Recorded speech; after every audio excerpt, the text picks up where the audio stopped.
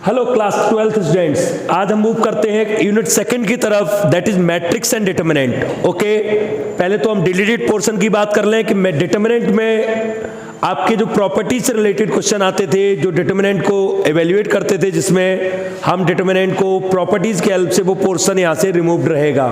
बाकी मैट्रिक्स में कोई चीज रिमूव्ड नहीं है, हर चीज आएगी। और डिटरमिनेंट में आपका नॉर्मल डिटरमिनेंट को कैलकुलेट करना, एरिया ऑफ ट्रायंगल निकालना, ये सब स्टेबल है रहेगा।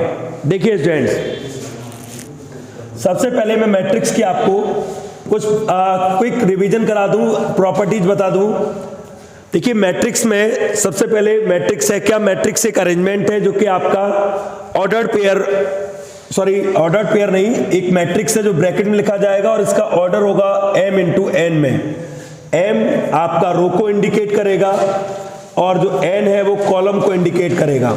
ठीक है, अब इसका जो प्रत्येक एलिमेंट होगा, उस प्रत्येक एलिमेंट को हम रिप्रेजेंट करते हैं aij से। एलिमेंट जो होगा उसको aij फॉर्म में रिप्रेजेंट करेंगे। थोड़ा रिवीजन क्विक रहेगा स्टूडेंट्स, क्योंकि कुछ क्वेश्चंस भी कराने हैं और पूरे चैप्टर का रिव्यू भी देना है। तो aij की फॉर्म में जो भी एलिमेंट रहेगा, इसमें i रो को रिप्रेजेंट करेगा, i कॉलम को। फॉर एग्जाम्पल, जैसे मैंने एक मैट्रिक्स ली, एक मैट्रिक्स A है जिसमें एलिमेंट है 2, 5, 7, 3, -3 और 0। मुझसे कहा गया फाइंड करके दीजिए A23 और A31 की वैल्यू क्या होगी। तो हमें ये समझना होगा कि किस कंडीशन में किसकी बात हो रही है। A23 का यहाँ पर सेंस है सेकेंड रो का थर्ड एलिमेंट, तो सेकेंड रो का थर्ड एलिमेंट आपका 0 हो गया, तो 0 आएगा। 31 का मतलब, सॉरी 31 तो यहाँ पर अवेलेबल नहीं है, तो मुझे 13 यहाँ पे करना चाहिए, यहाँ पर 13 आएगा। पहली रो का थर्ड एलिमेंट अगर लेते हैं तो वो आपका 7 होगा, तो यहां पर आपका क्या आ जाएगा? Total answer 7। यानी कि जो आईज है, ये आईज आपका एलिमेंट को रिप्रेजेंट करता है। कई बार क्वेश्चन इस तरीके से आते हैं कि ए आई जे का मीन्स उन्होंने कहा i प्लस जे। ठीक है, ए आई जे का मीन्स है i प्लस जे, तो करेक्ट मैट्रिक्स क्या बनेगी? Of order 2×2। 2×2 की अगर एक मैट्रिक्स बनानी है तो करेक्ट मैट्रिक्स क्या होगी? इसके लिए आप चाहें तो फिल कर सकते हैं, पहले A11, A12, A21, A23, A22। अब ij का मतलब क्या है? i प्लस जे, यानी i और j के दोनों एलिमेंट को प्लस करने से एलिमेंट बनेगा। तो जरा नोटिस करिए, यहां पर क्या बन जाएगा? 2, यहां क्या बनेगा? 3, यहां क्या बनेगा? 3, यहां क्या बन जाएगा? 4।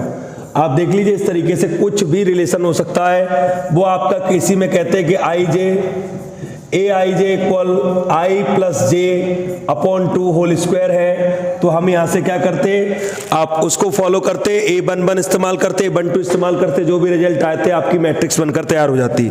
तो इस तरीके से i j आपका मैट्रिक्स को रिप्रेजेंट करेगा, मैट्रिक्स के एलिमेंट को रिप्रेजेंट करेगा। और कोई आपसे नंबर ऑफ एलिमेंट पूछता है कि नंबर ऑफ एलिमेंट कितने होंगे किसी भी मैट्रिक्स में, तो आप ऑर्डर का मल्टीप्लाई कर दीजिए mn। जैसे कोई एक मैट्रिक्स है 4×3 की, तो उसमें टोटल एलिमेंट कितने होंगे? 12 एलिमेंट्स उसमें होंगे, ये बात समझ लीजिए। ठीक है, A 4×3, 4 ये रो को इंडिकेट करेगा, 3 कॉलम को इंडिकेट करेगा।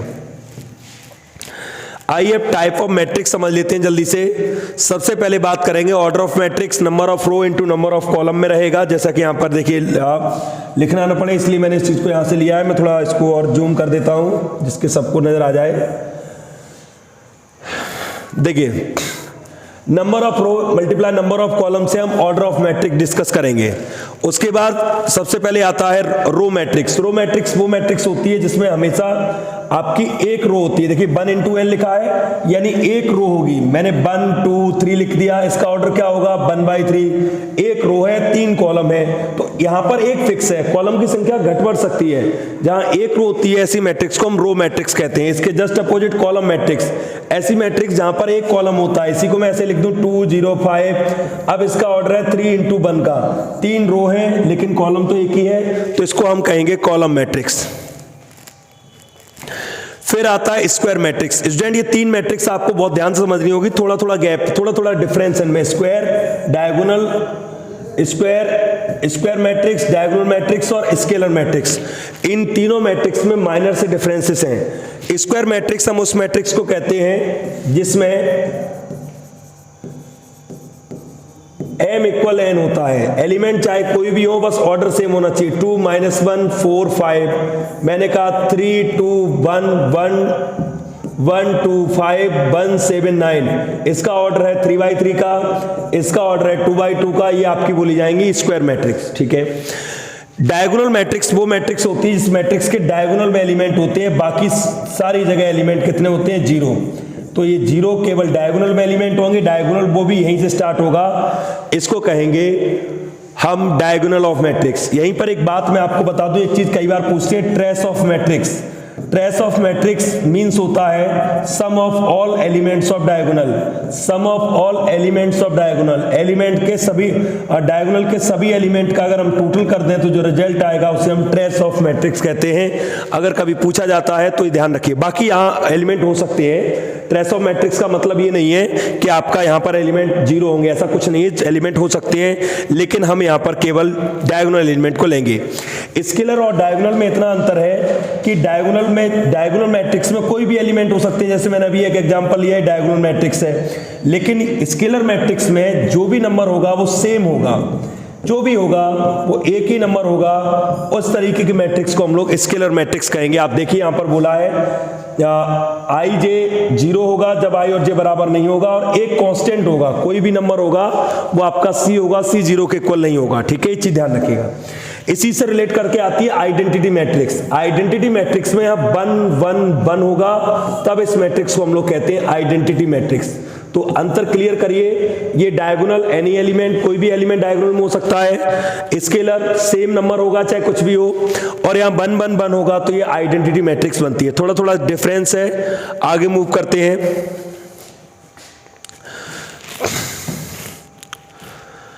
आगे ये आइडेंटिटी का एग्जांपल है, उसके बाद ये देखिए बताया गया है नल या जीरो मैट्रिक्स किसे कहते हैं, इसके सभी एलिमेंट 0 होते हैं, उसे कहेंगे null matrix.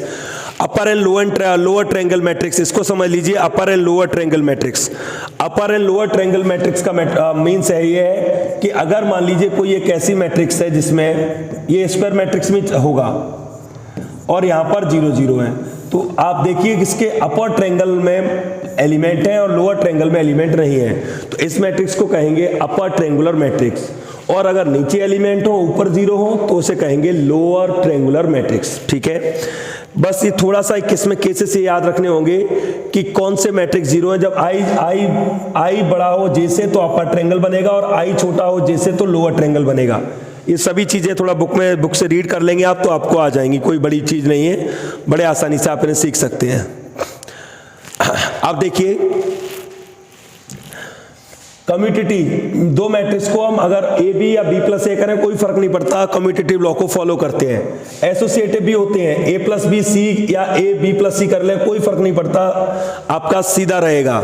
Existence of identity मतलब ए प्लस नल मैट्रिक्स को बाद में जोड़े, नल मैट्रिक्स को पहले जोड़े, कोई दिक्कत नहीं है, अल्टीमेटली ए ही आना है। इनवर्स का मतलब है ए में अगर उसका इनवर्स एडिटिव इनवर्स जोड़ते हैं या एडिटिव इनवर्स में ये जोड़ते हैं कोई फर्क नहीं पड़ता, इतना ही आएगा। ठीक है, ये चीज अच्छे से समझ लीजिएगा। कैंसिलेशन लॉ भी आपका अप्लाई करेगा। जैसे कैंसिलेशन लॉ का मीन्स यहाँ पर ये है कि ए प्लस बी इक्वल ए प्लस सी है, तो कोई बात नहीं, दोनों तरफ ए कॉमन है तो ये ए से कैंसिल हो जाएगा, बी इक्वल सी काम करेगा, नो प्रॉब्लम। तो ये सब बेसिक सी बातें हैं जो मैट्रिक्स में कैलकुलेशन टाइम हमारी इस्तेमाल होंगी। ठीक है, आइए कुछ चीजें और हम आपको बता दें मैट्रिक्स के बारे में। Transpose of A matrix.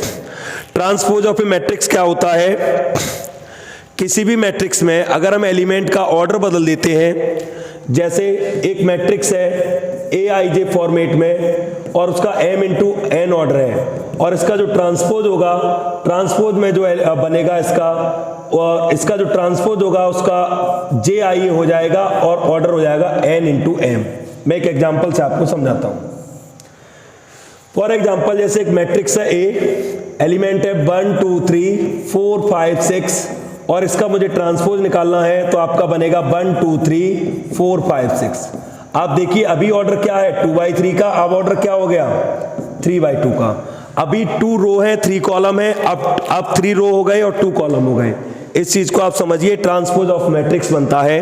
Transpose of matrix की कुछ प्रॉपर्टीज हैं, उन्हें अच्छे से समझना होगा, क्योंकि अगर ट्रांसपोज ऑफ मैट्रिक्स की प्रॉपर्टी में आप कहीं अटकते हैं तो दिक्कत की बात होगी। अगर किसी मैट्रिक्स का 2 बार ट्रांसपोज कर दें तो लौटकर वही मैट्रिक्स आ जाएगी, कोई फर्क नहीं पड़ता। ए प्लस बी पर अगर ट्रांसपोज कंबाइंडली करना चाहते हैं अलग अलग हो जाएगा, नो प्रॉब्लम। कोई कांस्टेंट है कोई दिक्कत नहीं, कांस्टेंट को कॉमन ले सकते हैं, ए का ट्रांसपोज कर सकते हैं। ए बी अगर मल्टीप्लाई में बहुत जरूरी रूल है, इसको अच्छे से समझेंगे। ए बी पर अगर ट्रांसपोज है तो बी का ट्रांसपोज और ए का ट्रांसपोज इस तरीके से हो जाएगा, यानी कि मल्टीपल तो होगा लेकिन रिवर्स ऑर्डर में। ऐसे ही ए बी सी है तो सी बी टी बिल्कुल रिवर्स ऑर्डर में ये भी आपका चलेगा, आप देख सकते हैं यहाँ पे। अब अगर कोई ऐसी मैट्रिक्स है जिसका ट्रांसपोज करने पर वही मैट्रिक्स लौट कर आ जाती है, तो ऐसी मैट्रिक्स को सिमेट्रिक मैट्रिक्स कहते हैं। ट्रांसपोज किया और वही मैट्रिक्स लौट कर आ गई, ऐसी मैट्रिक्स को हम लोग सिमेट्रिक मैट्रिक्स कहेंगे। ध्यान रखिएगा इस चीज को, लेकिन ये ध्यान रखना ये स्क्वायर मैट्रिक्स में ही पॉसिबल है। और इसको सिमेट्रिक वो मैट्रिक्स होगी जिसका ट्रांसपोज करने पर मैट्रिक्स तो वही लौट कर आए लेकिन एक सिंबल का फर्क पड़े, ये चीज ध्यान रखिएगा। आगे डायगोनल के एलिमेंट हमेशा जीरो होते हैं स्क्यू सिमेट्रिक मैट्रिक्स में।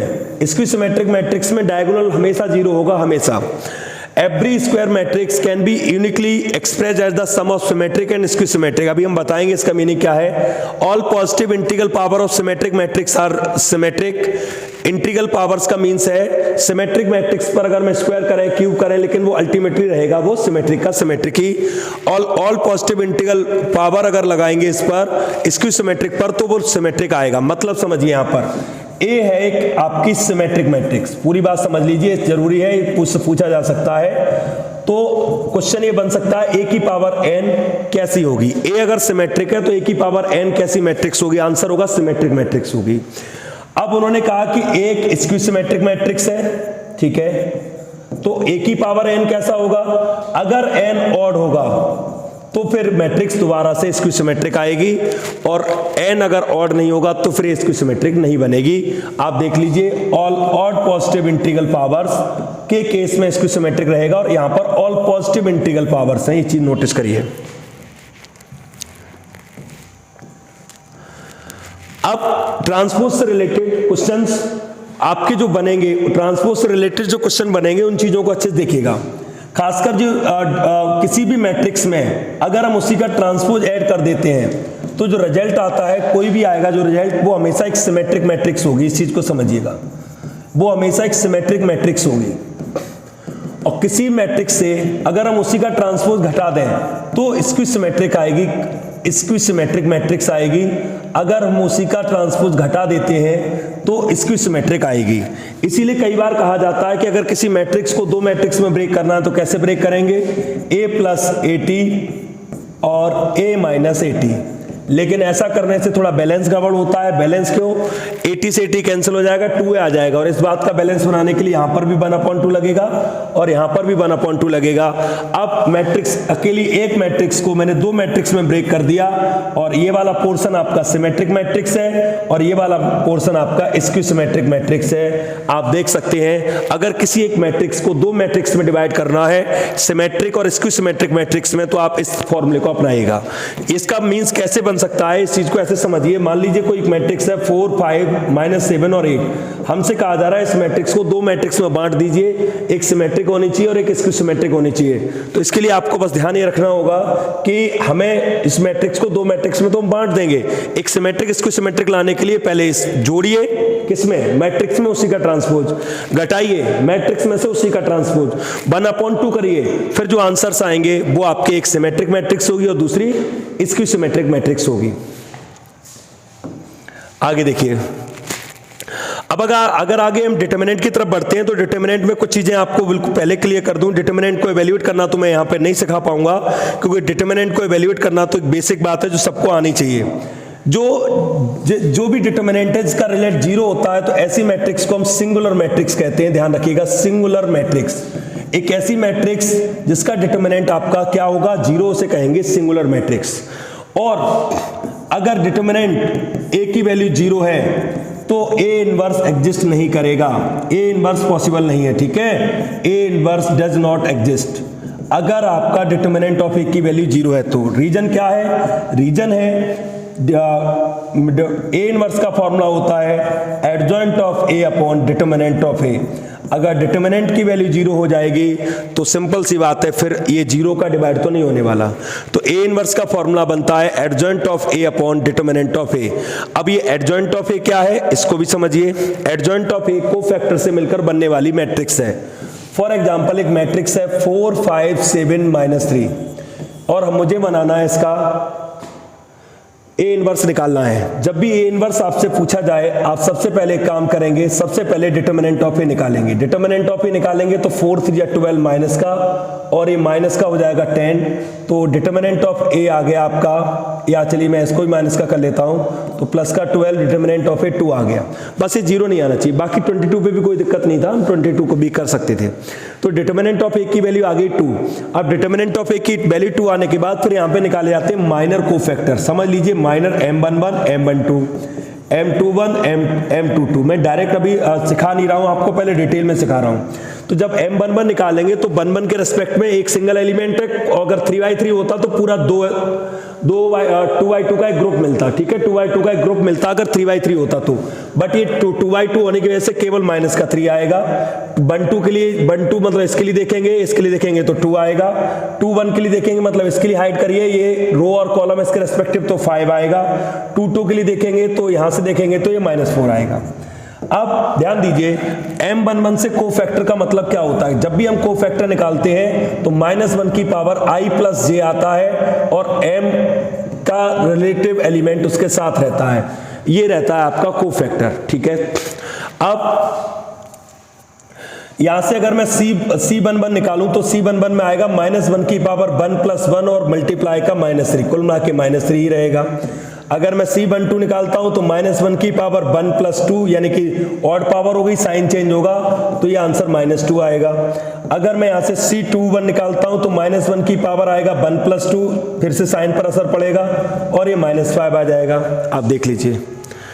और यहां से अगर मैं निकालता हूं C22 तो आएगा -1 की पावर 2 + 2, कोई फर्क नहीं पड़ेगा, जैसा है वैसा ही रहेगा, इवन पावर पर कोई फर्क नहीं पड़ेगा, ये आ गया।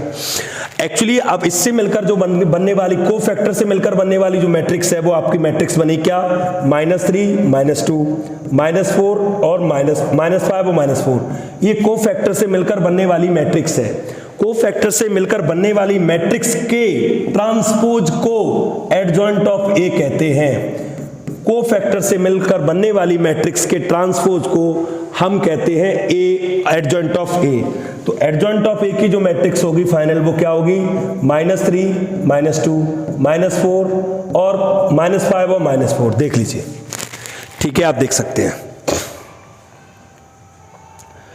अब अगर मुझे इसमें ए इनवर्स चाहिए, वैसे जनरली हम लोग कई बार इसको न लिखकर हम ऐसा भी कर सकते हैं, इनको कॉलम, पहला कॉलम इसको दूसरा कॉलम में लिख दें तब भी कोई दिक्कत नहीं है। लेकिन अगर एज पर रूल आपकी बात की जाए तो रूल यही कहता है कि कोफैक्टर से मिलकर बनने वाली मैट्रिक्स के ट्रांसपोज को हम एडजॉइंट ऑफ ए कहेंगे।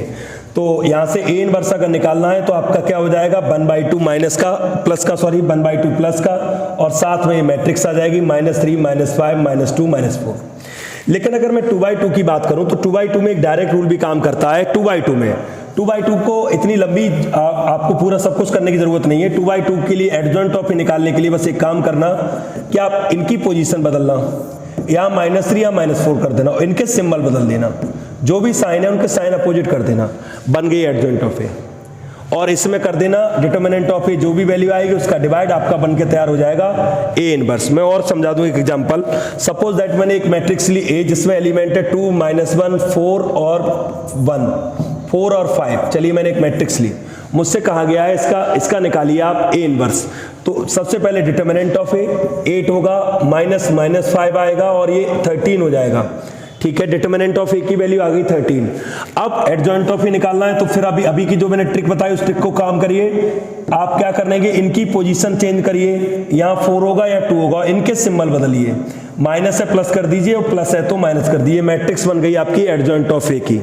इस एडजॉइंट ऑफ ए की मैट्रिक्स में अगर ए इनवर्स निकालना है तो एडजॉइंट ऑफ ए की मैट्रिक्स में डिटर्मिनेंट ऑफ ए का डिवाइड कर दीजिए, डायरेक्ट आपकी निकल के आ जाएगी ए इनवर्स 1/13 के साथ। ये 3/3 आता है तो आपको थोड़ा डिटेल में जाना पड़ेगा कि वहां पर ऐसे काम करती तो है, लेकिन थोड़ी कैलकुलेशन करनी पड़ती है, लेकिन इतनी कैलकुलेशन संभालना हर किसी की बस की बात नहीं होती है। आगे देखिए, कुछ प्रॉपर्टीज हैं, जो प्रॉपर्टीज आपकी जरूर उनसे रिलेटेड क्वेश्चन आना ही आना है, तो ये प्रॉपर्टीज बहुत अच्छे से ध्यान रखिए। एडजॉइंट टॉपिक की कुछ प्रॉपर्टीज मैं यहां से इंडिकेट कर रहा हूं, आप देखिए। प्रॉपर्टीज नंबर 1, अगर हम ए बी का एडजॉइंट ऑफ निकाल रहे हैं तो उसके लिए आपको adjoint of B adjoint of A का अलग अलग मल्टीप्लाई करना पड़ेगा, और ये दोनों तीनों जगह काम करता है बच्चों। कैसे? ए बी पर ट्रांसपोज है तो इसको बी ट्रांसपोज और ए ट्रांसपोज लिखेंगे, ए बी पर इनवर्स है तो इसको बी इनवर्स और ए इनवर्स लिखेंगे, और ऐसे ही एडजॉइंट में काम करता है। तो आप देखिएगा मल्टीप्लिकेशन में रिवर्स करके आंसर आता है। यहां देखिए adjoint of transpose of T का एडजॉइंट निकालते हैं या एडजॉइंट करके ट्रांसपोज निकालते हैं, एक ही बात रहेगी। ये दोनों रूल बहुत काम के हैं, ये आपको बहुत अच्छे से ध्यान रखने होंगे। Adjoint and adjoint of A, adjoint of A का दोबारा एडजॉइंट निकालना है तो डिटरमिनेंट ऑफ ए की पावर n-2 इंटू ए हो जाएगा। और एडजॉइंट ऑफ ए ये बहुत बार आता है, बहुत बार लगने वाला रूल है ये दोनों ही। Adjoint of A determinant equal determinant of A raise to power n-1। आगे इनवर्टिबल मैट्रिक्स है, अगर ए और बी दोनों इनवर्टिबल मैट्रिक्स हैं तो उन दोनों का प्रोडक्ट हमेशा आई के बराबर होगा। कई बार अगर ये चेक करने को आता है कि ए और बी क्या इनवर्टिबल मैट्रिक्स है, अगर दोनों का प्रोडक्ट आई आ जाए तो बोल दीजिएगा इनवर्टिबल मैट्रिक्स है। अगर इनवर्टिबल मैट्रिक्स मींस दोनों का प्रोडक्ट अगर आइडेंटिकल मैट्रिक्स शो करता है तो वो इनवर्टिबल मैट्रिक्स होंगी। ठीक है, आगे कुछ और जरूरी बातें हैं वो और सीख लीजिए इसमें।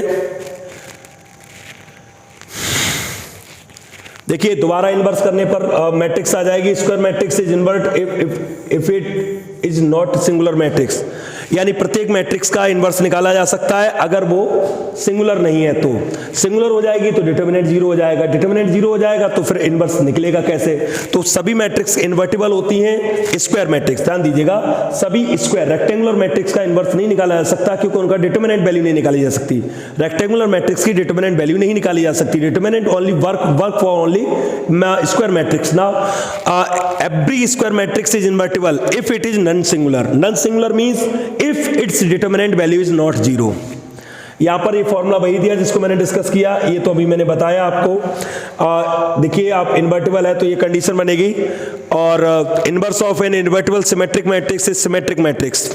सिमेट्रिक मैट्रिक्स का इन्वर्स भी सिमेट्रिक मैट्रिक्स होता है, और नॉन सिंगुलर मैट्रिक्स में ये रिजल्ट भी काम करेगा। इसको आप इस तरीके से लिख सकते हैं। देखिए एक छोटी सी चीज और, कई बार अगर एक स्क्यू सिमेट्रिक मैट्रिक्स है, ध्यान दीजिएगा, if A is A skew symmetric matrix of odd order, ध्यान रखना ऑड ऑर्डर मींस क्या होगा, 3/3 हो सकता है, 5/5 हो सकता है, 7/7 हो सकता है, तो उसका डिटरमिनेंट वैल्यू हमेशा आंसर क्या आने वाला है? 0। ये चीज ध्यान रखिएगा, तो उसका आंसर हमेशा क्या आने वाला है? 0 आंसर आने वाला है अगर ऑड ऑर्डर है तो। और अगर इवन ऑर्डर है, इवन ऑर्डर है तो क्या होने वाला है? इवन ऑर्डर के केस में इवन ऑर्डर मतलब 2/2, 4/4, इस तरीके से अगर कोई ऑर्डर है तो उसकी डिटरमिनेंट वैल्यू क्या आएगी? कुछ कंफर्म नहीं है, बट जो भी आएगी वो परफेक्ट स्क्वायर नंबर होगी। परफेक्ट स्क्वायर नंबर मतलब परफेक्ट स्क्वायर मीन 16, 25, 36, इस तरीके से कोई एक परफेक्ट स्क्वायर नंबर बनाएगी अगर इवन ऑर्डर है तो। और स्क्यू मैट्रिक्स का अगर ऑड ऑर्डर है तो उसका डायरेक्ट डिटरमिनेंट वैल्यू हमेशा 0 होगा। तो ये कुछ प्रॉपर्टीज हैं जो मैट्रिक्स और डिटरमिनेंट में काम करेगी। प्रॉपर्टीज और उनकी सारी चीजों को जानने के बाद आइए हम लोग कुछ अब जल्दी से कुछ क्वेश्चंस को भी डिस्कस कर लेते हैं यूनिट 2 से रिलेटेड। जैसे देखिए पहला क्वेश्चन है बच्चों, पहला question, A square matrix is invertible if only and only it is non singular. अभी मैंने डिस्कस किया था, अगर नॉन सिंगुलर मैट्रिक्स होगी तभी वो इन्वर्टिबल होगी, अदरवाइज वो इन्वर्टिबल नहीं होगी। जल्दी से हम लोग क्वेश्चन को समझते हुए चलेंगे। देखिए A is a matrix, find the cofactor of element 7 and 12। अच्छा क्वेश्चन है, 7 और 12 के कोफैक्टर चाहिए। अब 7 का कोफैक्टर चाहिए, पहले 7 की बात करते हैं। तो 7 का कोफैक्टर निकालने के लिए 7 के रिलेटेड कॉलम को हाइड करिए, 7 से रिलेटेड रो को हाइड करिए। अब आपको 4 एलिमेंट नजर आएंगे, वो 4 एलिमेंट नजर आएंगे, क्या आएगा? 12। आप यहां से 4 एलिमेंट जो नजर आ रहे हैं आप उनको देखिए, तो 12 1 12 और 9 4 कितने हो जाएंगे आपके? 36। घटाएंगे तो माइनस का कितने बचेगा? ये आपका 24। ठीक है, अब नोटिस करिएगा 7 किस नंबर पर है? ये M22 आया है, अभी M22 मतलब माइनर आया है, और माइनर से कोफैक्टर बनाने के लिए जब कोफैक्टर बनाएंगे तो -1 की पावर i और j होगा, i और j यानी 2 अच्छी बात है। यहां पर टोटल कैसा इवन नंबर, तो दोबारा से आंसर में -24 ही आ जाएगा, यानी इसका कोफैक्टर आने वाला है -22। अब बात करते हैं 12 की। 12 ये रहा, इसके रिलेटेड रो बंद करिए, कॉलम बंद करिए। अब फिर से आपको 4 दिखाई दे रहे होंगे, 7 और 5 2 जा 10, ये कितना बचा -3। अब देखिए 12 किस नंबर पर है, 12 तीसरी रो का तीसरा एलिमेंट है, तो आपका ये M33 बोला जाएगा।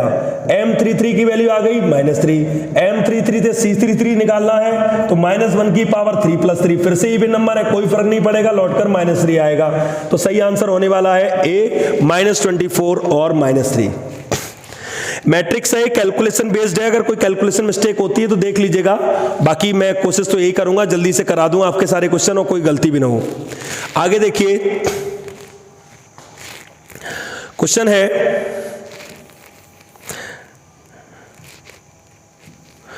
आगे क्वेश्चन है students third, as a invertible matrix of order 3। ये अभी प्रॉपर्टी बताइए, डिटरमिनेंट ऑफ ए की वैल्यू 5 और एडजॉइंट ऑफ ए निकालना है, क्या होगा, एडजॉइंट ऑफ ए का डिटरमिनेंट निकालना है, क्या होगा। इस प्रॉपर्टी से रिलेटेड तो क्वेश्चन समझिए आना ही आना है, कंफर्म। डिटरमिनेंट ए की वैल्यू कितनी 5, ऑर्डर क्या है 3, तो 3 - 1, तो ये सॉरी यहाँ पे 5 आएगा, 5 का स्क्वायर हो जाएगा, आंसर क्या आ जाएगा 25। तो सही आंसर आपका ए होगा 25। A B A square matrix of order 3 2a where as 4। अब समझना यहाँ पे 2a और डिटरमिनेंट ऑफ ए की वैल्यू 4 है, तो आंसर क्या होगा। स्टूडेंट जब भी यहां से कोई कांस्टेंट आप बाहर लाएं, ध्यान रखिएगा आगे के लिए भी, जब भी अंदर से कोई कांस्टेंट बाहर आता है इन केस ऑफ डिटरमिनेंट, तो वो n⁻n बनकर बाहर आएगा और अंदर सिर्फ a रह जाएगा, यानी n का मीन्स होगा जो भी ऑर्डर दिया होगा। तो यहां पर ऑर्डर क्या दिया 2⁻3 और इसकी वैल्यू कितनी 4, ये 8 हो जाएगा और ये हो जाएगा 4, तो आंसर आपका बनने वाला है 32। यहां पर आंसर बनने वाला है आपका 32। A is a square matrix of order 3 such that adjoint of A equals 64 then determinant of A। अभी हम लोगों ने किया है, उसी पैटर्न पर आप कर सकते हैं, आइए करा देते हैं इसको, कैसे होगा। यहां पर adjoint of A की वैल्यू दी हुई है, adjoint of A determinant equals 64। इसका रूल अभी मैंने बताया था, a⁻n-1 इक्वल 64 होता है, ठीक है। ऑर्डर कितना है 3, ऑर्डर 3 है, 3 लगाइए, तो डिटरमिनेंट ऑफ ए 3 - 1 इक्वल 64, तो डिटरमिनेंट ऑफ ए की वैल्यू आएगी स्क्वायर इक्वल 64, स्क्वायर रूट लेंगे, सही आंसर क्या बनेगा, सही आंसर बनने वाला है आपका 8, ठीक है।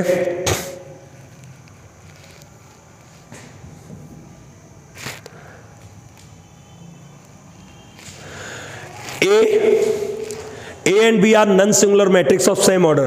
अब देखिएगा, then AB and BA are also, A and B आपके दो नॉन सिंगुलर मैट्रिक्स हैं, ठीक है, ऑर्डर सेम है, नॉन सिंगुलर मैट्रिक्स है, तो आपके जो ये आंसर होंगे वो भी आंसर आपके नॉन सिंगुलर मैट्रिक्स ही होंगे, AB और BA, ठीक है, ये चीज ध्यान रखिएगा। यहां पे आंसर 8 होना चाहिए ±8, क्योंकि डिटरमिनेंट ऑफ ए की वैल्यू, डिटरमिनेंट ऑफ ए की वैल्यू जो है, डिटरमिनेंट ऑफ ए का इसका 64 आया है, तो 64 आया है तो डिटरमिनेंट की वैल्यू तो ± कैसी भी हो सकती है, इसलिए आंसर ±8 होगा। आगे देखिए, cos 2x = 0 है और इसका स्क्वायर पूछा है। देखिए स्टूडेंट, स्क्वायर तो बाद की बात है, अंदर ही अंदर हमें पहले इसको डिटरमिनेंट वैल्यू को सुलझाना पड़ेगा, और डिटरमिनेंट वैल्यू को सुलझाने के बाद हमें यह भी ध्यान रखना पड़ेगा कि cos 2x की वैल्यू 0 है। cos 2x की वैल्यू 0 होने का मतलब मैं आपको क्लियर कर दूं कि cos 2x इक्वल जब 0 है तो 0 वैल्यू जो cos में होती है वो होती है cos π/2 की, तो 2x को अगर मैं π/2 से कनेक्ट करूं तो x की वैल्यू कितनी आ गई π/4, तो जहां जहां x है वहां वहां π/4, या तो आप अभी लगा लीजिए, अभी भी लगा सकते हैं, 1/√2 1/√2 1/√2 आ जाएगा और 1/√2 आप कॉमन लेकर कर सकते हैं, या पहले से वैल्यूएट कर लीजिए, बाद में x के पाई फुल लगा लीजिए, कुछ भी करेंगे आंसर आपका बनेगा 1/2। ठीक है, एक बार इसको भी देख लीजिएगा। कैलकुलेशन बेस्ड है, मैं थोड़ा सा समय नहीं देना चाह रहा हूं, जल्दी से काम खत्म हो जाए, मैं आपको हिंट करता हुआ चल रहा हूं। ये देखिएगा स्टूडेंट, नॉर्मल सा क्वेश्चन है, x की वैल्यू क्या होगी, ध्यान दीजिएगा, x की दोनों वैल्यूज का सम चाहिए। कई बार हम जल्दबाजी में आंसर दे देते हैं, there are 2 values of x की 2 वैल्यू पॉसिबल होंगी, उनका सम क्या होगा, तो इसको, इस डिटरमिनेंट को हम इसको इवेल्युएट करेंगे। डिटरमिनेंट को इवेल्युएट करना सबको आता है, 1 सॉल्व करेंगे 2x², इसके साथ आएगा आपका प्लस का 4 और माइनस माइनस प्लस हो जाएगा 2, और फिर हम इसके साथ करेंगे 2 इंटू 2x माइनस 0 हो जाएगा। इस तरीके से सॉल्व करते हुए सामने क्या रखेंगे 86। ऐसे करते क्वाड्रेटिक इक्वेशन जनरेट होगी, मैं पूरा तो नहीं करा रहा हूं, क्वाड्रेटिक इक्वेशन जनरेट होगी। उस क्वाड्रेटिक इक्वेशन को जब फैक्टराइज करेंगे तो x की 2 वैल्यू अवेलेबल होंगी, यहां पर 2 वैल्यू आएंगी, उन दोनों वैल्यूज का सम करेंगे, सम करके जो आंसर आएगा वो आपका आंसर होगा। यहां पे आगे देखिए, maximum value of this function, इसके लिए करना यह है कि हमें इसे कैलकुलेट करना है। कैलकुलेट करने के बाद जो भी एक फंक्शन बनेगा उसे मैक्सिमम मिनिमा की तरह डील कर सकते हैं, या आप डायरेक्ट भी देख सकते हैं कि क्या आंसर आने वाला है, उसका मैक्सिमम वैल्यू क्या होगी। तो इसका तो जवाब आपको तभी मिल पाएगा जब आप उसको कंप्लीट सॉल्व कर लेंगे। ठीक है, वैसे आंसर मेरे हिसाब से 1/2 होगा। सॉरी, एक मिनट, एक क्वेश्चन, एक मिनट,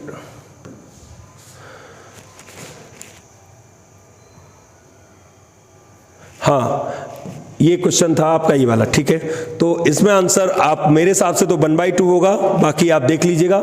एक बार कैलकुलेट करके मैंने आपको बता दिया, आंसर 1/2 वैसे करेक्ट है। 3/3 की एक मैट्रिक्स है, तो इसमें आंसर क्या होगा अभी हम आपको बता के चुके हैं कि जब भी अगर हम k को बाहर लाना चाहते हैं तो k बाहर आ जाएगा, लेकिन k की पावर वो आएगी जो ऑर्डर होगा। तो ये आपका सही आंसर बनेगा k⁻³ और determinant of a। A and B are symmetric matrices of same order AB minus BA। अगर AB में से हम BA घटाएंगे,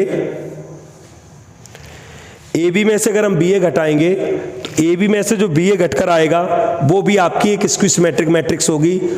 ध्यान रखना, अगर ये इनका रिजल्ट सिमेट्रिक मैट्रिक्स है तो जो घटकर आएगा वो उसका रिजल्ट होगा स्क्यू सिमेट्रिक मैट्रिक्स। ऐसे क्वेश्चन को आप एग्जाम्पल लेके भी कर सकते हैं।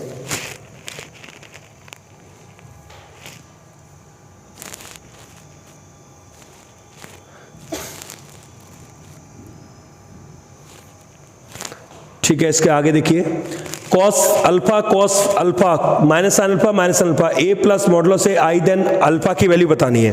देखिए इसका मीनिंग क्या है, मैं आपको क्लियर कर दूं कि a और इसका ट्रांसपोज, तो a तो आपका क्या होगा cos alpha minus sine alpha cos alpha, और उसमें उसका ट्रांसपोज जोड़िए तो ये आएगा cos alpha minus sine alpha. Transpose कर रहा हूं मैं, यहाँ आएगा साइन अल्फा और यहाँ आएगा cos अल्फा। अब सबको पता है i का मीनिंग क्या होगा, आइडेंटिटी मैट्रिक्स 1 0 0 0 1। अब किसी को एक को भी कंपेयर कर लीजिए, किसी को भी एक, जैसे आपने सोचा कि मैं तो cos alpha plus cos alpha equal 1 रखूंगा, तो cos alpha plus cos alpha equal आपका क्या आने वाला है 1, तो ये 2 cos अल्फा इक्वल आने वाला है 1, तो cos अल्फा इक्वल क्या हो गया आपका 1/2 cos में वैल्यू कितने की होती है π/3 की, फिर आप π/3 लगाएंगे तो आपका आंसर अल्फा की वैल्यू क्या आने वाली है π/3। ठीक है, किसी को भी कंपेयर कर सकते हैं स्टूडेंट, किसी को भी इसमें से। A and B are matrices A and B will be inverse if each other only. देखिए ये इन्वर्टिबल मैट्रिक्स होंगी, कब होंगी, ये तभी इन्वर्टिबल मैट्रिक्स होंगी, आपको मैंने प्रॉपर्टी में ही बताया था, जब दोनों का प्रोडक्ट आपका i के इक्वल होगा तभी वो इन्वर्टिबल मैट्रिक्स होंगी, अदरवाइज वो कभी इन्वर्टिबल मैट्रिक्स नहीं होंगी। What value of x general calculation based question है, और ऐसे क्वेश्चन के लिए आप बिल्कुल पैनिक मत होइएगा, बस आराम से करिएगा, कोई गलती न होने पाए।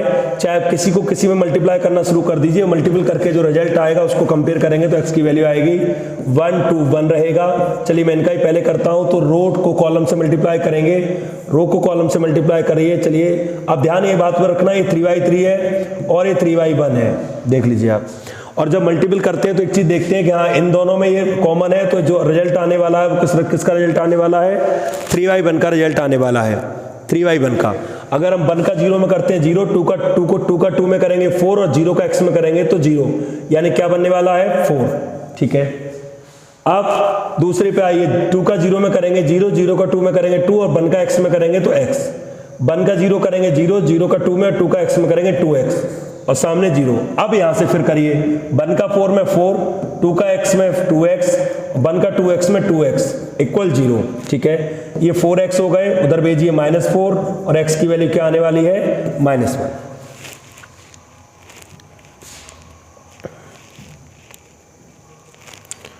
आगे मूव करते हैं। देखिए ये कैलकुलेशन बेस्ड क्वेश्चन है स्टूडेंट, जहां पर एक्स वाई जेड ये मैट्रिक्स ने satisfied the equation A A I dash. X की ऐसी क्या वैल्यू होंगी जो ए आई डैश को सॉल्व सेटिस्फाइड करेंगी एक्स वाई जेड की वैल्यूज।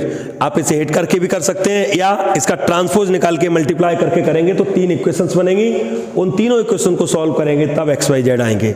फिर समझ लीजिए क्या करना है, कोई जल्दबाजी नहीं करना। ये है, ये ए है और इसका आप निकालिए ट्रांसपोज, दोनों का मल्टीप्लाई रख दीजिए किसके इक्वल, 1 1 1 0 0 0 इसके इक्वल रख दीजिए। तो जब इनका मल्टीप्लाई करेंगे तो इक्वेशन फॉर्म में कुछ इक्वेशंस आएंगी, उनको कंपेयर करने से 3 इक्वेशन क्रिएट होंगी एक्स वाई जेड में, उनको सॉल्व करने पर एक्स वाई जेड की वैल्यू जाएंगी। आगे देखिए, A J square matrix, A square equal A then A plus I cube minus 7 है। ये देखिए करके दिखा देता हूं मैं आपको, कई बार बच्चों को इसमें प्रॉब्लम आती है। आई प्लस ए होल क्यू माइनस 7a की वैल्यू क्या होगी। आप जनरल होल क्यू ओपन करिए, क्या होता है A cube plus B cube 3ab bracket A plus B और माइनस का 7i a। अब इस प्रॉपर्टी का भी ध्यान रखना, ए स्क्वायर की वैल्यू ए है तो आई क्यू पर आई रहेगा, कोई फर्क नहीं पड़ेगा। इसको मैं चाहूं तो ए स्क्वायर इंटू ए लिख सकता हूं, ए आई का मल्टीप्लाई होने से ए रह जाएगा और ब्रैकेट में आई प्लस ए माइनस का 7 है। अब देखिएगा आई ए स्क्वायर की जगह में ए लिख सकता हूं, तो ए स्क्वायर की जगह ए कर दो, ए के पहले से है, अंदर मल्टीप्लाई करो 3a हो जाएगा और अंदर करो तो 3a स्क्वायर हो जाएगा माइनस का 7a। अब देखिएगा आई रहने वाला है, ए स्क्वायर फिर बन गया, ए स्क्वायर को फिर ए लिख दीजिए, ये 3a, ए स्क्वायर को ए लिख दीजिए फिर से 3a और आपका 7 माइनस का 7i पहले से है। अब नोटिस करेंगे 3 3 6 और 1 7i प्लस 7a प्लस के और 7a माइनस के, तो ये पूरे 7a से 7a कैंसिल हो गए, इसका आंसर सिर्फ आने वाला है आई। देख लीजिए आप, जहां भी ए स्क्वायर आया मैंने उसको दोबारा से ए लिख दिया है। If A and B are both symmetric matrix and skew symmetric matrix, तो ये तभी पॉसिबल है जब एक ऐसी मैट्रिक्स हो, जीरो मैट्रिक्स हो। A alpha beta gamma minus alpha है, ए स्क्वायर इक्वल आई है, तो कुछ नहीं है दिक्कत, ए का ए में मल्टीप्लाई करिए, कोई ना कोई एक कंडीशन सेटिस्फाइड हो जाएगी, आपका आंसर आ जाएगा। इसमें देखिए 3 इक्वेशन बन रही हैं, उन तीनों को सॉल्व करना है और कुछ भी का स्पेशल काम नहीं, जरूरी नहीं है स्टूडेंट हम इनके लिए मैट्रिक्स मेथड इस्तेमाल करें। x plus Y plus Z equal 9 है, x प्लस जेड इक्वल 5 है और y प्लस जेड इक्वल 7 है। तीनों आप z की यहां से वैल्यू निकाल लीजिए, z की वैल्यू जाएगी 7 माइनस वाई, यहां लगा दीजिए, यहां लगा दीजिए, फिर 2 इक्वेशन को सॉल्व करेंगे, एक्स वाई जेड की वैल्यू आ जाएंगी। या हेट करके भी देख सकते हैं कौन से आंसर्स में फिट बैठ रहे हैं, लेकिन नन ऑफ दीज का आंसर होने की वजह से आप सॉल्व कर ले तो ज्यादा बेहतर है। Find the value of K if A is non scalar and normal सी बात है, इसको इससे कंपेयर करना है तो 2 का मल्टीप्लाई कर लीजिए अंदर और k का अंदर मल्टीप्लाई कर लीजिए।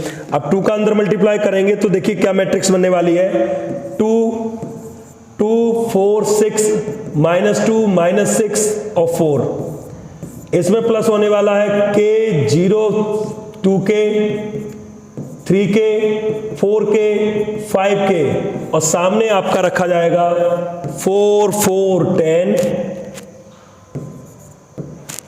4, 2 और 14। अब यहां से किसी एक को कंपेयर कर लीजिए, 2 प्लस के इक्वल 4 और के की वैल्यू यहां से देखिए क्या बन गई 2। किसी को एक को कंपेयर करके भी आंसर निकाल सकते हैं, जरूरी नहीं हम सभी को कंपेयर करें। और स्टूडेंट जब ट्रिक से करता है तो पूरी मैट्रिक्स प्लस भी नहीं करता है। कैसे करता है, 2 का 1 में मल्टीप्लाई किया 2, के का 1 में मल्टीप्लाई किया के, और यहां पर पहला एलिमेंट, यहां पर पहला एलिमेंट 4 और के इक्वल 4 माइनस 2। ये स्मार्ट वर्क है, हम शॉर्ट ट्रिक से कर सकते हैं, जरूरी नहीं हम डिटेल में जाएं। ठीक है, डिस्क्रिप्टिव एग्जाम नहीं है, जल्दी से आंसर देना है तो हमें एक ही एलिमेंट से मतलब होना चाहिए। सिंपल सी बात है, a square 5a plus 7i करेंगे, बड़ी इजीली आप कर सकते हैं। कैलकुलेट करके आंसर 0 आएगा इसका, मैं आपको बता दूं आंसर 0 आने वाला है। A and B are square matrices of same order, B is a skew symmetric matrix, then A dash B is a, इसका आंसर skew symmetric matrix होगा। ये बात ध्यान रखिएगा, अभी प्रॉपर्टीज या डिटेल में नहीं जा रहा हूं मैं, तो आप इसको एग्जांपल लेके भी कर सकते हैं। इसका आंसर आने वाला है skew symmetric matrix. Symmetric matrix है, x की वैल्यू क्या होगी। अब सिमेट्रिक मैट्रिक्स है तो ऑर्डर चेंज करने पर भी कोई फर्क नहीं पड़ना चाहिए, इस चीज को ऐसे समझना। एक सिमेट्रिक मैट्रिक्स है 4x प्लस 2, 2x माइनस 3 और x प्लस 1। अगर ये सिमेट्रिक मैट्रिक्स है तो मैं ऑर्डर चेंज कर रहा हूं। अब ऑर्डर चेंज कैसे, 4x प्लस 2 यहां रखूंगा और 2x माइनस 3 यहां रखूंगा और x प्लस 1 यहां रखूंगा, क्योंकि जब ये सिमेट्रिक मैट्रिक्स है तो ऑर्डर चेंज करने पर कोई फर्क नहीं पड़ना चाहिए। अब मैं किसी को भी कंपेयर करने जा रहा हूं तो 2x minus 3 equal x plus 2 के, x इधर लाएंगे, x इक्वल आपका क्या बनने वाला है 5, देख लीजिए। तो ऐसे क्वेश्चन में कंफ्यूज मत होइएगा। जब उन्होंने कहा कि एक a आपकी एक सिमेट्रिक मैट्रिक्स है, दैट मींस a को a के सामने रख दीजिए, उसका ऑर्डर बदलकर। ठीक है, अब देखिए आगे, ए आपकी सिंगुलर मैट्रिक्स है। अब सिंगुलर मैट्रिक्स में मैं कैलकुलेशन तो नहीं करूंगा, लेकिन आप इतनी बात याद रखिएगा, डिटरमिनेंट वैल्यू क्या होगी उसकी 0। डिटरमिनेंट को 0 रखेंगे, x की वैल्यू आपकी आएगी सॉल्व करने पर जो भी आए। अब इसको देखिए, k की वैल्यू निकालनी है। k की वैल्यू क्या होगी, तो सबसे पहले यहां से हम देखेंगे adjoint of determinant of a की वैल्यू हम क्या निकाल लेंगे, यहां से डिटरमिनेंट ऑफ a की वैल्यू 1 आ जाएगी और डिटरमिनेंट ऑफ a की वैल्यू 1 आएगी, उसको यहां पर हम रिप्लेस करेंगे। तो आप आंसर देखेंगे, आंसर क्या आने वाला है, k का आंसर 1 आने वाला है 1। यहां से cos square plus sine square हो जाएगा, cos square plus sine square मतलब आपका डिटरमिनेंट ऑफ a की वैल्यू 1 हो गई। डिटरमिनेंट ऑफ a की वैल्यू हो गई तो आप डिटरमिनेंट दोनों तरफ कनेक्ट कर लीजिए। डिटरमिनेंट दोनों तरफ लेंगे, चलिए मैं करा देता हूं अगर कोई प्रॉब्लम आ रही है आपको तो। देखिए डिटरमिनेंट दोनों तरफ अटैच करेंगे, डिटरमिनेंट यहां भी क्या हो जाएगा, एडजॉइंट ऑफ a का डिटरमिनेंट k, और ये डिटरमिनेंट इसका 1 ही होगा, जो 1 into 1, इसकी वैल्यू यहां से 1 आ रही है, आप देख लीजिए यहां से मल्टीप्लाई करके। और इसका रूल होता है आपका a raise to power n-1 equal k। अब 1 पर चाहे कितनी भी पावर लगा लो, क्या फर्क पड़ने वाला है, यानी अल्टीमेटली आंसर क्या आने वाला है k का 1।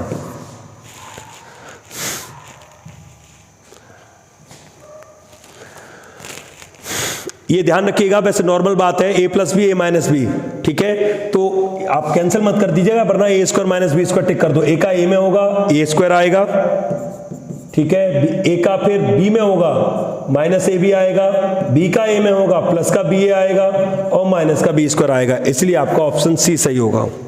कैंसिल मत करिएगा, a b b a, ठीक है, a b b a equal नहीं होंगे। अब ये ऑर्डर से पता लगेगा, ऑर्डर आप पहचानना सीखिए। इसका ऑर्डर है 2/3 का और इसका ऑर्डर है 3/2 का। तो a का b में जब मल्टीप्लाई करेंगे तो जरूरी है कि 3 और 3 मैच करें, बिल्कुल मैच कर रहे हैं, इसलिए a भी एग्जिस्ट करेगा। और जब b का a में करेंगे तो फिर 2 और 2 भी मैच कर रहा है, इसका मतलब सही आंसर होगा c। a b and b a both are defined, a b और b a दोनों डिफाइंड है, यानी a b भी पॉसिबल है और b a भी पॉसिबल है, दोनों का मल्टीपल आपस में पॉसिबल है। ऑर्डर का बहुत अच्छे से ध्यान रखना, किस तरीके से मल्टीप्लिकेशन में ऑर्डर सेट करते हैं। आगे देखिए, इसमें बच्चे कई बार कंफ्यूज होते हैं, ये कैसी मैट्रिक्स है। वैसे नॉर्मल सा आंसर है। देखिए स्टूडेंट, 5 इधर होता तो स्केलर मैट्रिक्स आंसर हो सकता था, डायगोनल मैट्रिक्स आंसर हो सकता था। ये 5 आप देख सकते हैं, ये रिवर्स ऑर्डर में जो डायगोनल को फॉलो नहीं करता, इसलिए सिर्फ एक स्क्वायर मैट्रिक्स आंसर होगा, क्योंकि 3/3 ऑर्डर है, इसलिए इसका आंसर स्क्वायर मैट्रिक्स होगा, इससे ज्यादा कुछ नहीं। A and B are symmetric matrix of same order, AB minus BA करेंगे तो आंसर स्क्यू सिमेट्रिक मैट्रिक्स आएगा, स्क्यू सिमेट्रिक मैट्रिक्स। इसको देख लीजिए। क्वेश्चन का कहना यह है ए आई जे का जो मीनिंग होगा वो माइनस आई प्लस जे और उसका मॉड। तो आप देखिए यहां पर सबसे पहले क्या 2/2 है तो A11, A12, A21 और A22 आएगा। तो इसमें सेट करेंगे -1 और 1 यहाँ 0 हो जाएगा, ये 0 हो गया। -1 + 2 ये 1 आ जाएगा, -2 + 1 ये भी 1 आएगा। मॉडुलस है इसलिए ध्यान रखना। और 2 - 1 ये आपका बनने वाला है -2 होगा, सॉरी 2 ये आपका 0 हो जाएगा। तो सही आंसर इसका बनने वाला है नन ऑफ दीज, कोई आंसर सेट नहीं हो रहा। फिर एक बार देख लेते हैं। -i + j, -1 + 1 करेंगे 0 करेक्ट है। फिर है -1 + 2 1 आएगा। फिर आएगा -2 + 1 -1 आएगा, लेकिन मॉड लगाए ना इसलिए आंसर आउटपुट हमेशा प्लस रहेगा। तो प्लस का 1 आएगा। ब्रैकेट होता तो फिर ये ऑप्शन सही हो सकता था, अगर नॉर्मल ब्रैकेट होता तो ये ऑप्शन सही हो सकता था।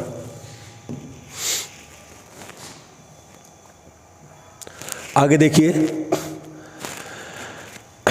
A = B है, यानी दोनों मैट्रिक्स को आप बिल्कुल कंपेयर करके आंसर निकाल देंगे। A = B का मतलब आपको पता है क्या करना है, करना ये है A + B कंपेयर होगा 2A + 2 से और 3B कंपेयर होगा B² + 2 से। तो दो इक्वेशन बन जाएंगे A और B में, उनको सॉल्व करके आप A और B की वैल्यू इजीली निकाल सकते हैं। x y और इक्वल 0 के दिया हुआ है तो आप x का ऐसे मल्टीप्लाई करिए, y का करिए और इसमें कंपेयर करके इक्वेशंस बनाएंगे। जैसे अगर मैं आपको बताता हूं तो ये बनेगा, देखिए 2x + 3y - 8 = एक 0 इक्वेशन बनेगी। यहां से आएगा x + 5y - 11 = दूसरी इक्वेशन बनेगी। और दोनों को सॉल्व करेंगे तो आपको x और y की वैल्यू मिल जाएंगी बिना किसी प्रॉब्लम के।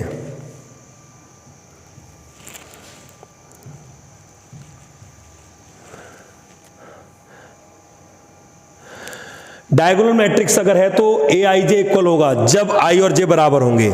आई और जे बराबर होंगे, डायगोनल में ही तो बराबर होते हैं। A11, A12, A22 की वैल्यू A11, A22, A33 की वैल्यू 0 होगी, तभी ये आपके इक्वल होंगे। तो ये कुछ क्वेश्चन थे हमारे मैट्रिक्स और डिटरमिनेंट से रिलेटेड। आप स्टूडेंट्स क्वेश्चन तो बहुत बनते हैं, लेकिन एक बार मेरी ये सजेशन है आप सभी से कि एक बार 3x3 की मैट्रिक्स को लेकर कंप्लीट इक्वेशन को जरूर सॉल्व कर लीजिएगा, क्योंकि मैट्रिक्स से रिलेटेड एक केस स्टडी जरूर आ सकती है।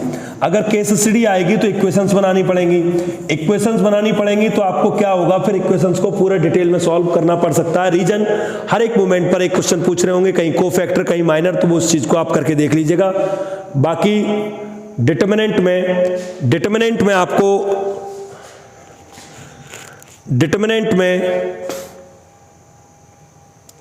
इस क्वेश्चन में स्टूडेंट ऑप्शन डी सही होगा। एक्चुअली क्या है, 0 की बात कर रहा था मैं, 0 कहां होगा, इन्होंने 0 डायगोनल मैट्रिक्स में 0 वहां होगा जहां आई और जे इक्वल नहीं होगा, क्योंकि डायगोनल मैट्रिक्स में यहां तो कोई ना कोई नंबर होगा, कोई ना कोई नंबर होंगे यहाँ पे, और 0 होते हैं आपके यहाँ पर। अब 0 जहां होते हैं वहां पर आप नोटिस करेंगे ये जगह छोड़ने के बाद जो जगह बचती है वहां 0 होते हैं, और इस जगह पर क्या होता है, आई और जे बराबर होता है। तो उनका कहना ये है डायगोनल मैट्रिक्स तब होगा जब ए आई जे 0 होगा। ए आई जे कब 0 होगा, जब उनके नंबर आपस में इक्वल नहीं होंगे, लाइक 2 1 2 3 3 1 इस पॉइंट पर। ठीक है, तो ये इक्वेशन एक बार सॉल्व करके देख लीजिएगा स्टूडेंट्स। उसके बाद हाँ एक क्वेश्चन और, ये भी अच्छा क्वेश्चन है, देख लेते हैं इसको भी। The total number of possible matrices each having entry 2 और 0। तो स्टूडेंट करना क्या है, कितने एलिमेंट हैं, 2 and 0, तो 2 एलिमेंट हो गए। ऑर्डर क्या है, m × n पावर कर दीजिएगा, यानी 2⁹ करेंगे, आंसर आएगा 512। तो ध्यान रखना नंबर ऑफ एलिमेंट, जितने एलिमेंट हैं उस पर आपको क्या करना है, mn ऑर्डर पर पावर लगा देनी है, तो आपका बन जाएगा कितने पॉसिबल मैट्रिसेस आपकी तैयार हो जाएंगी जो भी एलिमेंट है उनका यूज करते हुए। ठीक है, 7 और 12 के कोफैक्टर हमने बता दिए आपको ये। तो ये सब आपके क्वेश्चन हैं मैट्रिक्स और डिटरमिनेंट से रिलेटेड, इनको ध्यान में रखिएगा। बाकी मैट्रिक्स डिटरमिनेंट में रिलेटेड एक बार कंप्लीट रिवीजन अपने आप भी करिए, छोटी छोटी प्रॉपर्टीज को देखिए। ठीक है, ओके स्टूडेंट, गुड बाय।